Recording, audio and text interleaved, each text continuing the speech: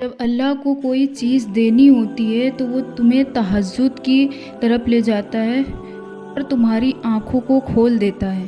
اگر تمہیں کسی چیز کی بہت زیادہ خواہش ہے تو اس کے لیے تہجد کی نماز پڑھو، ہمت مت ہارنا، یاد رکھو تم اس سے مانگ رہے ہو جو ناممکن کو بھی ممکن کر سکتا ہے۔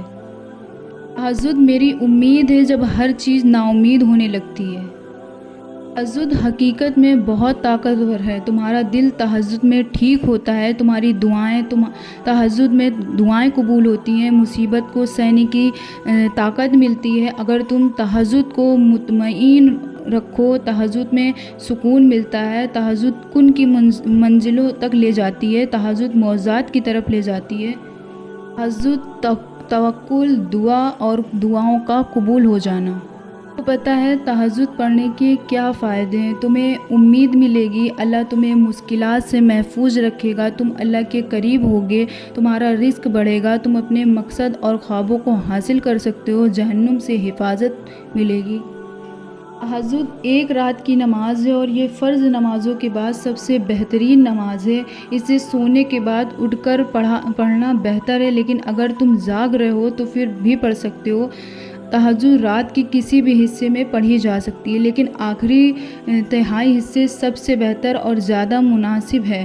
فجر سے لگ بھگ 2 گھنٹے پہلے شروع ہوتا ہے، کیونکہ اس وقت اللہ تعالیٰ سب سے قریب آسمان پر آ جاتے ہیں۔ نماز کا آغاز 2 چھوٹی رکعات سے کرو اور پھر جتنی مرضی نماز پڑھ سکتے ہو پڑھو۔ تہجد کی 2 رکعات کے بعد 2 رکعات 2 طرح سے پڑھی جاتی ہے۔ سورہ فاتحہ کے بعد جتنا ہو سکے قرآن پڑھو۔ اگر تمہیں صرف سورہ اخلاص آتی ہے تو پھر بھی پڑھ سکتے ہو۔